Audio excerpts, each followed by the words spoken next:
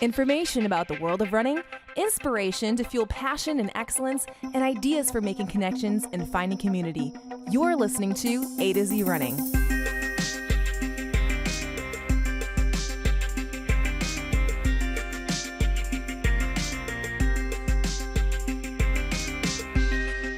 Hi, everyone. Welcome to the AtoZrunning podcast, where we help runners thrive. I'm Andy. And I am Zach. And with the many conversations and great ideas shared in the last year, we decided to take a moment and reflect on our top 3 lessons learned in 2021. And stick around after that for recent news from the world of running, including a pro runner's comments about whoop. Is that how you say it, Andy? No, it's whoop. I think it's whoop. Whoop. It's whoop. Whoop. I got it. Whoop. And Okay. a new Diamond League meet and a new rule about shoes. Yes, Okay. a new rule about More shoes. rules. More rules, because what else would a rule body do except create rules? All right. Well, you definitely need all of that information and more, which is why you're going to go to AtoZrunning.com right now. You're going to look for the word follow. And then after you do that, you're going to make sure to hit us up on the favorite place you have to consume content, like YouTube. We're there. Or podcast platforms. We're those. Or social medias, which those are things too. And give a comment. Ask a question. Sure. Share an insight. All We the love stuff that, like, the interactions and things, because that's what keeps things interesting for us. Any interactions that we might have on socials and whatnot, we are appreciative. I had a little fun posting about how we're dashing these days, a little holiday spirit. And I said like merrily and joyously and things like that. And Dan jumped in and wrote joyfully. Amanda said gratefully and Anne said crazy. And she's not wrong. Hey, I all resent those that. thing. No. You don't get to call someone else crazy. No, she's calling. saying that's how she's dashing. No, but you said you were talking about how we are dashing, and then they we said in the crazy. general sense. We in the general. Interesting. Okay. All of us were dashing around, and those were some really good ones. So thank you for choose adding to take offense to anymore. that post. Make it better. Appreciate it. Excellent. Well, let's get started.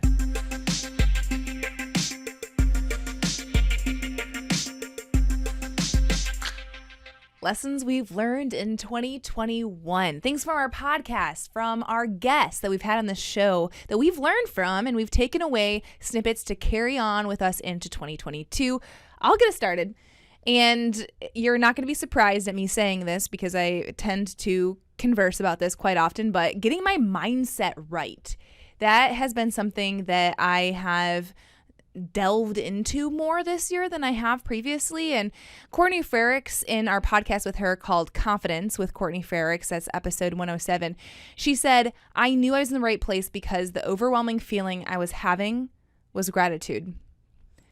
And I hate when the overwhelming feeling that I'm having is fear, or the overwhelming feeling that I'm having is that I need to rush, that I need to hurry. And in this year, I've had some setbacks, some injury. And so I think it's divinely important to have gratitude at the forefront of my mind, just as Courtney was saying. And that helped her then, in turn, build confidence. And I'm someone who struggles with imposter syndrome. I've talked about it on this podcast. I've written a blog post about it. And being able to turn that gratitude into confidence was not like the pathway that I thought would lead to confidence, but I truly think that Courtney had some deep wisdom drop in there on that episode. So you all know Courtney, right? And those changes in her confidence led her to be able to win the silver in the Olympic Games. And she led some of that race, which takes outstanding amounts of confidence, especially on the world stage. And I did, Zach, I kind of cheated because I did put another podcast episode with this. Do that. Where Alicia Munson, she Speaking spoke of being an about imposter. what makes a great race, and that was in episode 69, and she explains how do you need to play out every scenario, good or bad, and imagine overcoming them all. And I think the reason why this ties in is because sometimes I think like things are just going to be great. They're, I'm preparing, and I have like almost like this false sense of confidence that I can control all the variables, where like Alicia brings to the conversation that we can't. we can't. And I feel like that has been demonstrated to me over and over this year, that we can't control all the variables. And so getting our headspace around that, being able to control the things we can control, imagine overcoming and pivoting can be super beneficial in order to getting our mindset right in the sport of running. All right. So Andy's lesson learned: she doesn't need to control the people around her. I mean, the circumstances, not having to do with her family members. No. I give up on that a long time I was ago. hoping for that lesson too. But that's interesting. Okay, so your mind is now right. I'm working towards that, and I have more handles on which to build my mindset and build my confidence. Lesson learning. Good. Learning. Okay. Yes. Continuous improvement. Okay, well, my first one has been learned. Done. You learned it.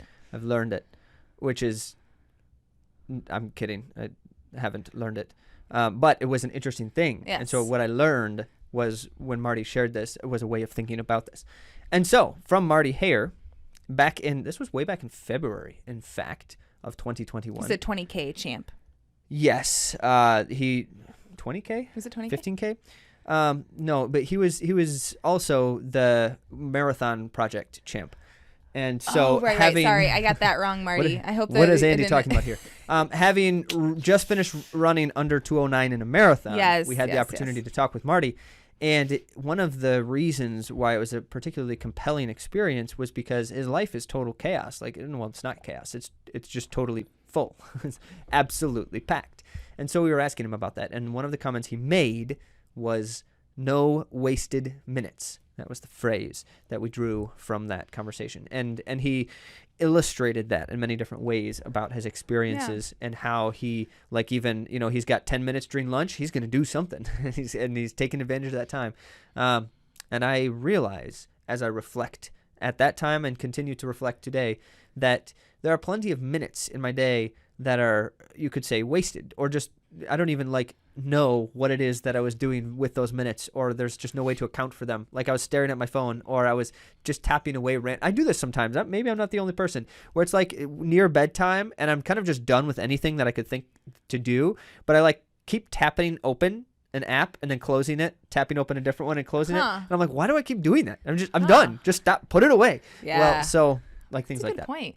I learned too. This kind of goes along with what you're saying. Andy, this is my lesson learned. I know, but I'm able to speak on this podcast. A to Z running. Okay. You already had your turn. I know, but we go back and forth. So rest is important too. So it's not like you have to use every moment without ever resting. But I found that there was time I was wasting, because when you're scrolling on your phone, this is something I learned. You are not resting. You're actually not. So we sit down, we think we're resting, but then we're scrolling through our phone, which is actually not a mental rest. So that's a challenge I want to put out there for myself and for all of you, that we actually don't waste minutes where we could be using them to do something productive, like rest, actual rest. You should, if you're curious about that, also spend a little bit of time looking up and searching studies about the difference between chilling out while watching television or movies versus chilling out while reading a book. Huh. What does it say? Tell us. Will be shocked. Okay. That's not the topic of conversation. Well, right now, I would love to hear. I don't have a study on hand to draw up and cite. All right. Well, I do want you to be actually drawing some research. Let me just further comment, because the thing that stood out to me the most as I was reflecting on this conversation with Marty was when you think about it like this, time is scarce, right? Time is one of the most scarce commodity of for a human, and as a consequence, it's precious. It ought to be, at least. It's in high demand. We know that much. Yeah. And so time is scarce. And when we treat the things that are scarce to us appropriately and in terms of decision making, then we're budgeting them according to importance and priority and needs and things like that, right? And so I think about lessons from Dave Ramsey, for instance. He's that money guy who talks about budgeting, and he's got this phrase every dollar has a name, which is that's what a budget is, right? Naming every dollar. So budgeting our time is naming every minute. And of course, as Andy said, you can get crazy with something like this and get too obsessive, and then it's not helpful anymore. Then it's obligatory and it's problematic anyway. So how is it though that I approach time in that same way, where I name every minute, and there's time here that is intentionally devoted to certain kinds of things? And so if I have 10 minutes intentionally devoted to aimlessly scrolling about my phone, I can get that base covered. But when those 10 minutes are up, that time is gone and I do not get to do it anymore. And that's the spirit of the thing, where it's like I've named the time that's available to me for this thing and I've accounted for it. And if I were to do that, I remember my high school English teacher, who, shout out to Mr. Cochran, who would have us do this, where we would lay out a budget of our week and how much time we spent doing X, Y, and Z things at different times, and just kind of like see where does all the time go. And at the time in high school, I was just playing a whole lot of Halo. And so I found out really quickly how much time I was spending doing that instead of homework. Now, I wonder how that would help. So this comes full circle in a recent conversation with one of our athletes. Carl was talking about, we were discussing, what does it take to get to a next level? He was sharing some of his future goals, and we were kind of just deliberating over that a bit.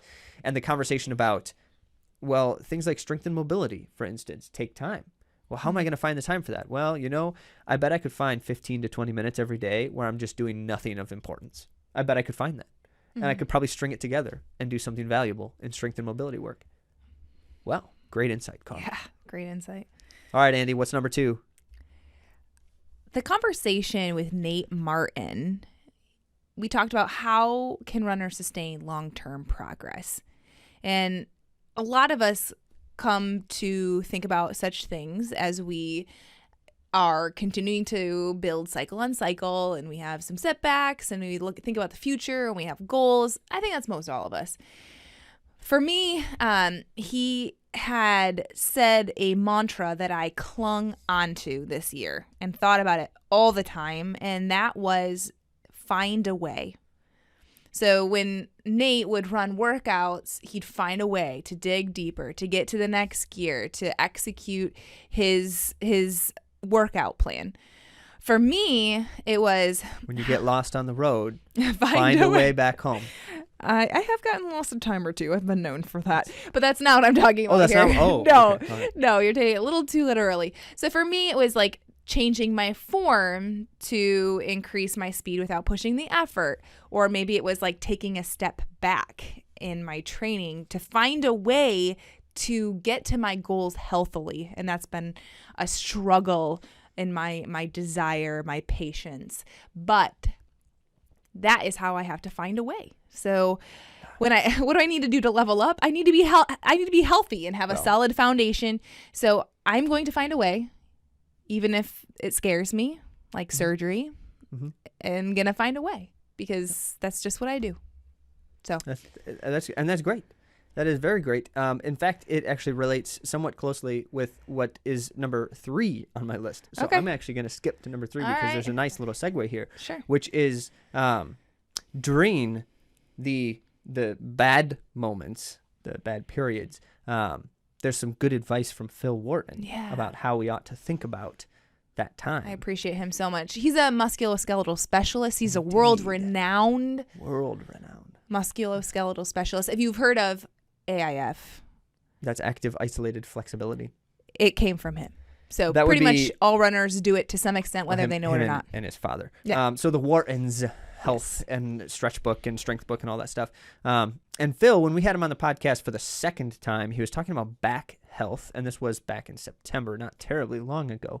And he was discussing back health, but he was talking more broadly at times too. And one of the points that he made that just stuck with us was that injury, or a time of injury, is an opportunity to get better as runners. And why is that? Well, it should be kind of, in some sense, it's kind of obvious to us because an injury reveals some kind of problem, right? And so naturally, we can get better when we find out what that problem was and do things to help resolve it, whether it's healing, whether it's surgery for correction, whether it's strength work, mobility work, and such. Yeah. However, there's a second reason, and that is because injury also creates time and space for us to rebuild stronger and need and be more better. desperation almost. It's like I have to do this in order to run. And I guess that's a lot of you guys don't know my journey and when I'm like surgery. It's been years coming. I have labrum tears, so I don't want you to think like I'm just jumping to this because I know that there are a lot of apprehensions. And I was actually able to rehabilitate for my first go at the Olympic trials. Was able to make it and run at the Olympic trials, all thanks to physical therapy. But that tear is still there, and things have only gotten worse. So there are a lot of things you can do, and there's some things that you have to take a hard look and see that you might need some extra help. So in thinking about that point that Phil makes about how we can use injury as an opportunity to get better, I've been talking with a lot of other runners about this lately. Yeah. It's come up, and it's not necessarily because there's like lots of people that are injured per se. Although by the numbers, apparently nearly what was the shared? So nearly everyone is injured within a couple year period of time.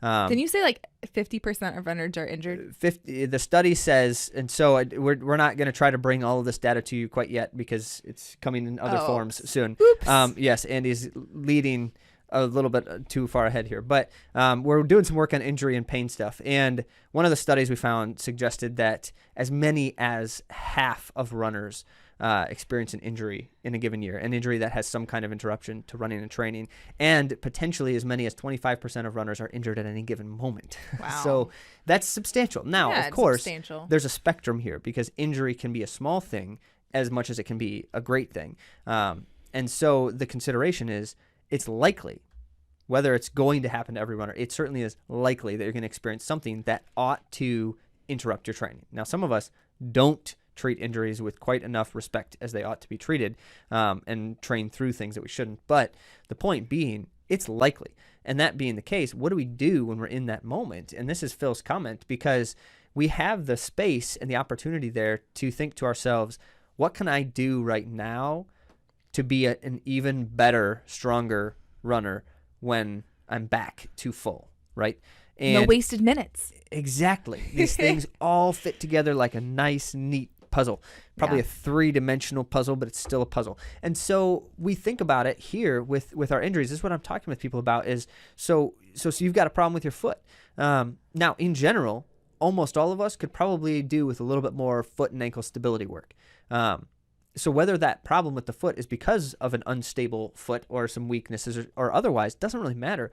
Spend the time to re-shore it up in that case. I've also dealt with my own fairly significant injury this year, and so as a consequence, I've been thinking about this a lot too. And I thought to myself, you know what? I'm going to look for an area that I have not spent hardly any time developing in the last several years, and I'm going to really work hard on that. And when I did, and as I started coming back into running, and I'm near back to full training at this exact moment too, but I have not felt better running, just like easy running, in the memorable past. Wow. Whatever I can remember of past running. That's substantial. And so that is substantial.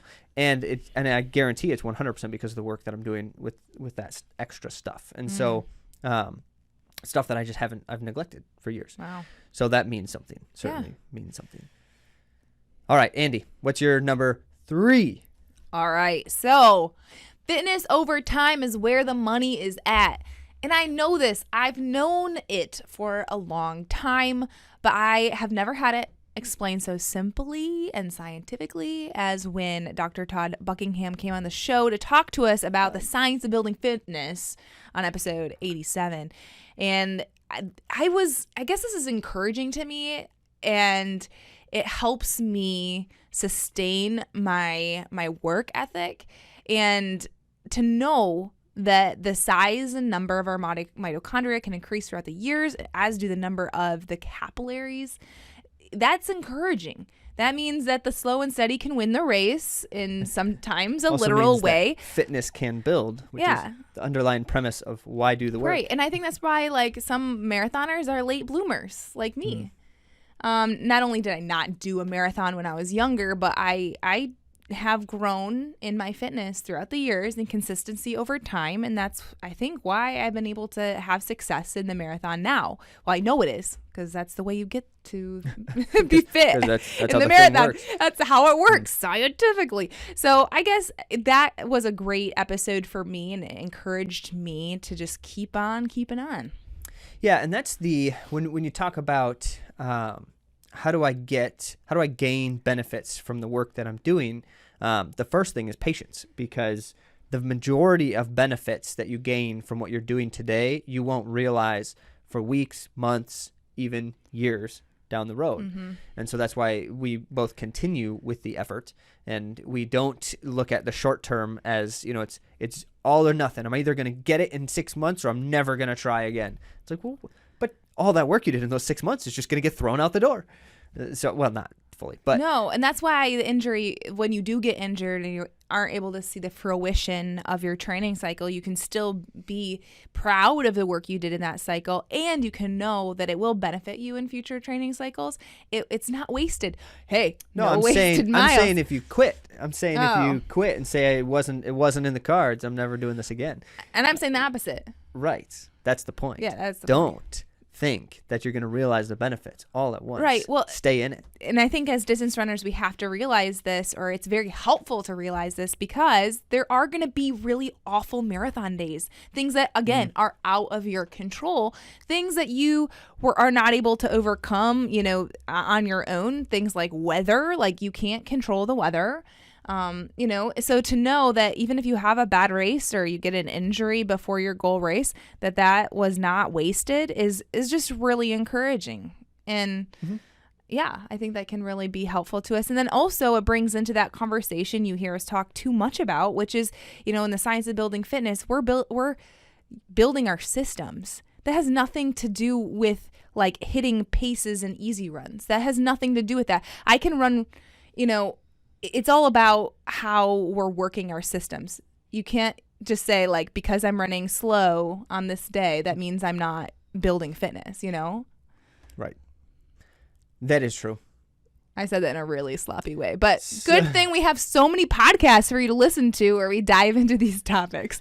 And that's kind of the point here. It is. That's the point. We're reflecting on these things, but if you hadn't heard these conversations yet, now you know where to go to listen to some of the most important conversations. Now, my last comment, my final lesson learned, not to suggest I didn't learn anything else this year. We did. This is from a conversation that we had with Adam Homolka, who is the physical therapist at Endurance Rehab and Athletics. And that's where we go. Should mention, certainly where we go. Should mention that we've collaborated with Adam on a lot of the work that we do with some of the stuff for our athletes, like the strength and mobility work for our athletes. And so he's an expert on what runners need, in these regards. And that episode was What Can Runners Do to Prevent Injury, back in March 2021. That was a good one. It was published. It was great. And one of the comments that Adam makes that just really, it sticks with us here in this capacity, which is strength and mobility is not as much about getting it right as it is about doing something, just taking the time and doing it. And Adam's describing exercises, and we were talking about what's a good recommendation for like a routine that everyone should do. And he's like, well, here's the thing, there's a few exercises that I would recommend right now, but I might recommend different ones later on. I might recommend different ones in the past. These are just the ones that I've come across currently that seem to help get certain things done well. The point is, it's not really about these 7 exercises are the 7 exercises. How many times you see like a post online that's like, do this one exercise and you'll feel better forever. Yeah, the best core workout for runners. Like, no, because that's only just one person's opinion. And it might be a good one. Course, yeah. So feel free to click on because it. But the it's point definitely is, great, not do the it. only way to do it. However, you're going to burn yourself out if you're always looking for the best routine, because you're changing your routines constantly, which has 2 problems. First, you're not seeing the full benefits of a routine if you change it too often. And secondly, you're just going to probably exhaust yourself with that. So the point being, it doesn't have to be like the perfect thing, but instead we always have to consider a couple of simple things when we're looking at the need for strength and mobility for rehab, prehab type of stuff. And what it is, first, variety is important. Yeah. We should do. Oh, Christine Koth said that. Last there we week, go. Too. Variety is so good. I'm learning lessons from multiple sources Yes. like you did, Andy. And so, yes, variety is important because our bodies move in very particular ways and in very particular areas, and we want to be trying to work on those kinds of things uniquely to those places. So like our hips need different kinds of things than our core and our posture related back stuff and our foot and ankle. And so there's something there. But then also, I don't want to be doing the same hip exercise every single time I do a hip exercise either. I need to have a couple different elements present in that. And then the principle that we apply, the underlying principle to all of it, is functional movement. We want to be doing the strength and mobility work that reflects the way our body moves, specifically with things like strength and stability. Because if I should run in this manner, I should be strong and stable in that manner. And so like, thinking about like squats. If I'm doing squats as a runner, the best kind of squat to do is a single leg squat where my back leg is back while my planted leg is in front of me, so like the posture you have when you're running and you go down and then back up. So that's the idea behind it. And that's just efficiency too, because we talked about not having a lot of time as runners. So sometimes we need to think about what can we do that is going to benefit more than one thing. And that is also neuromuscular. So not only strength, certainly it's not only strengthening, but that. it's also neuromuscular. Yes. So those are all the things. Now you know it all. All the things. Actually, there were so many that I debated talking about, but Zach told me I could only pick 3 things to talk about. I did sneak kind of a 4th in there, but that's okay. Well, with that, we're hoping as we do the whole like reflect at the end of the year kind of thing, as so many people do.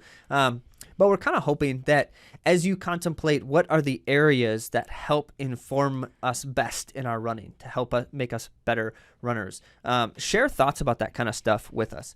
And especially things about like, what do you want to know more about? What do you have questions about? What is interesting you? Because that's what helps direct us to our attention as well, to the things like, oh, this is interesting. People have been asking about this thing. Let's do a little more research on this thing. I have mentioned last week on the podcast, I mentioned that our audience, you guys, seem to, by the numbers, like very practical episodes. So I want to know if that's true from all of you. What exactly is having you click on those specific ones? Your feedback is valuable. Indeed, it is. And now, let's get on to the world of running.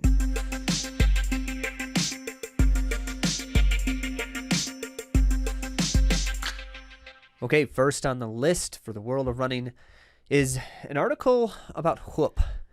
Whoopie? Whoop. Whoopie. It's whoop. It's whoop. Okay. Let's start over and just say an article about Colleen Quigley and this thing she was talking about.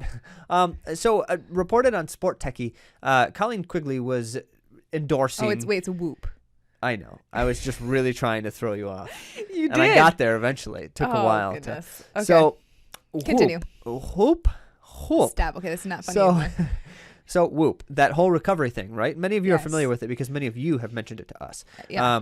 I am not firsthand familiar. I've never used it, but I know about what others have said about it. Yeah. So Colleen Quigley is endorsing it, and Colleen Quigley being formerly of Bowerman Track Club, U.S. steeplechaser, very accomplished. And so her whole thing with it was like, well, let me just read the quote to you. Runners are so obsessed with splits and times and paces, and we don't ever really, truly measure effort. If you ran a 5:30 tempo on the track versus running 5:30 tempo pace on a gravel trail with hills, you get the same credit for both of those activities, even though one would have been much harder. So credit, she's talking about like the...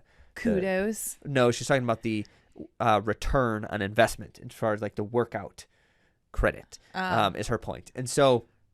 like you do the effort and you get the benefits, not you do the pace and you get the benefits. That sounds familiar. Now, I feel like that's what we've been talking about. I'm actually sharing this because I'm slightly critical of one aspect of the dynamic here, which is her comment is that all of these other things, we're not measuring the right thing. So then she starts talking about measuring effort. But my point on the concept of effort is that effort is not an output, it's an input. And so if we're still focused on measuring it, then we're still trying to be reactionary. We're supposed to be training ourselves to give the effort correctly, not to have a correct measurement of effort. So once again, this is a really cool thing that probably gets closer to the heart of the idea. All the relative or perceived effort types of measurements and metrics and such are trying to get to this concept. But we're, as runners, we're supposed to be training ourselves. If we're doing this thing and closest to the heart of it, we're essentially trying to give a certain degree of effort for a certain amount of time in a given day. That's the principle of training.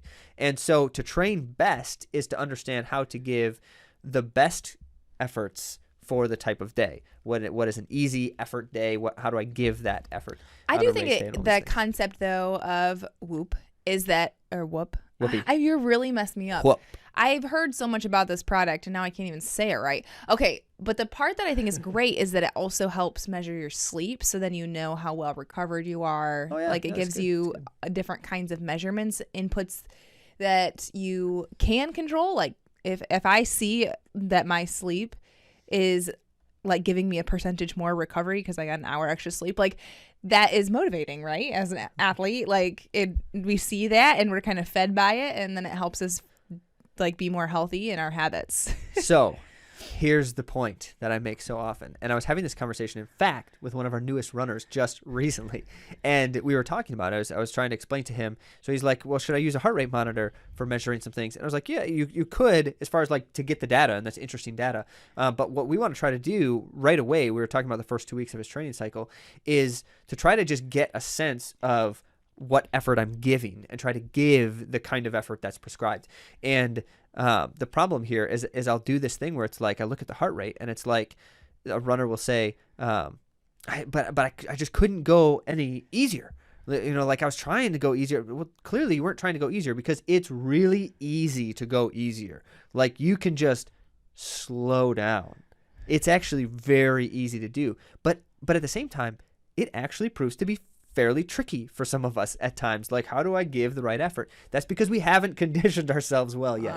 So that's the point, is that's actually revealing a weakness when it happens. And so the whole principle of like whoopee here is that it gives you a metric that you can react to, but I don't like to be a reactionary runner. I want to be in control of my effort at the outset. You'd also be thrilled with some of the data it gives you too. So we haven't tested it ourselves. We might at some point be able to test this. We don't know. But all that to say, we still need to learn and train our bodies and be intuitive in that matter too. So number two on the list. Wanda Diamond League adds another meeting to the schedule in the Chinese city of Shenzhen in 2022. Yeah. So not terribly surprising, in part because China is like the main sponsor of Diamond League now. Oh, really? Yes. Well, Chinese companies. But so it makes sense, though, also because there's a general dearth of the Southeast Asian / Indo-Asian area. There's not that many high-level track meets in that area that are international. And so it makes sense that would be an area where an expansion would happen. And then naturally, with money coming from China and venues being available in China, sure. Yeah. So World Athletics announced on Tuesday, the 21st, the new Diamond League meeting will take place on August 6th. And that will be just after the World Championships in July.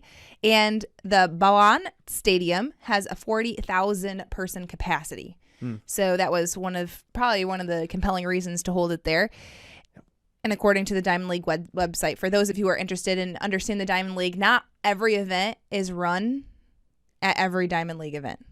So the Diamond League is a circuit, and to compete fully, you really have to tour nearly the entire circuit, because you can't run, like if I'm a 5,000 meter runner, although they really don't have much of 5,000 meters hardly at all, but if I'm a 5,000 meter runner, I can't run at every single meet because I don't have a 5,000 at every single meet. So I have to like do certain ones. That's the nature of it. Yeah.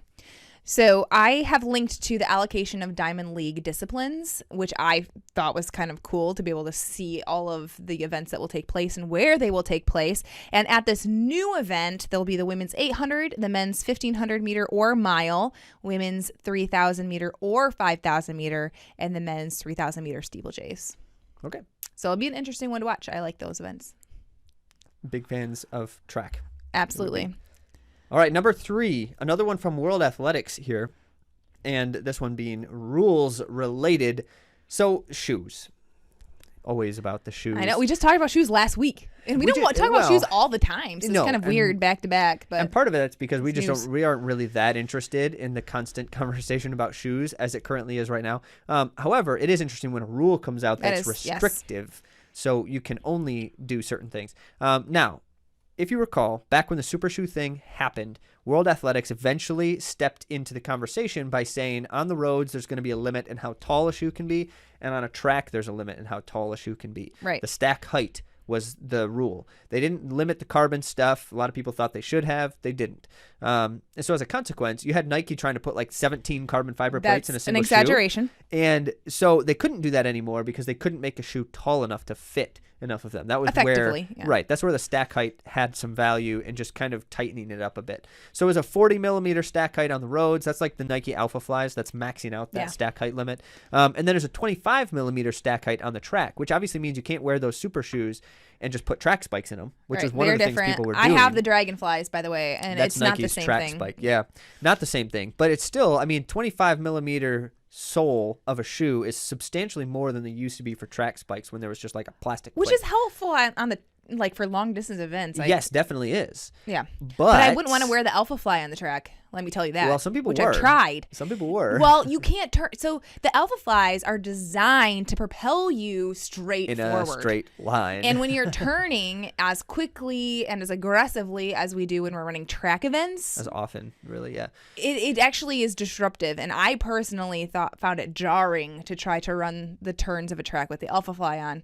Anyway, that's besides the point. Continue. Well, so that is besides the point because that was never going to be the case. But when they had the 25 millimeter rule before, you saw things like those Dragonflies, and then all these records started getting broken, and everyone's like, "It's the shoes again! It's the shoes on the track!" And so, World Athletics has acknowledged that yes, there's enough of a performance enhancement happening with the shoes that they felt the need to tighten it a little bit more, and so they've reduced the stack height for track shoes to 20 millimeters. Okay, now. So now I am like, as we're speaking, looking up the Dragonflies. It's I more than 20. So the Dragonflies are no longer acceptable as of November 2024. So you got a couple of years here, Andy, to still get the most out of those shoes. Break all your PRs before you feel guilty doing it. So yes, now what does this really mean? It just means that the performance enhancement is real. Of course, we always knew that. But World Athletics wants it to be just a little bit less of a factor in the game, and so they're tightening that a bit. Whether that remains the case long term, who knows? We'll see. It looks like that the Dragonfly is 20 millimeters, so they're still okay with the new rules. Unless you're looking at an updated. So yeah, everyone was talking about like, is it because they wanted to outlaw the Dragonflies or because they wanted that to be the limit? And so yeah, I don't know exactly the stack height. So I just wanted to look that up. Yep. You had the most current, up to date information. There you go. So yeah, shoes, they help. They help. Otherwise, people would never wear them. So we know that's true. The question is, where there are reasonable limits, take advantage of what's available to you that helps you feel good when you're running. Yes. That's what we say. Yeah, sure. Great. All right. Well, there's always more to talk about, and you probably are finding all over the place. If you just Google anything related to running right now, everyone's like the year in recap, and here are the 10 best articles, and here are all this kind of stuff. We decided not to throw that at you, but just to give you a couple of tidbits of things that were coming we there learned. too. But, that recap stuff's fun. We love to hear what you learned. And if you'd like to tag us, I'll likely be able to see that and we can interact about it too. So that'd be great. I'd love to hear what you learned. That will help us learn. And it's got this whole circular information growing thing going.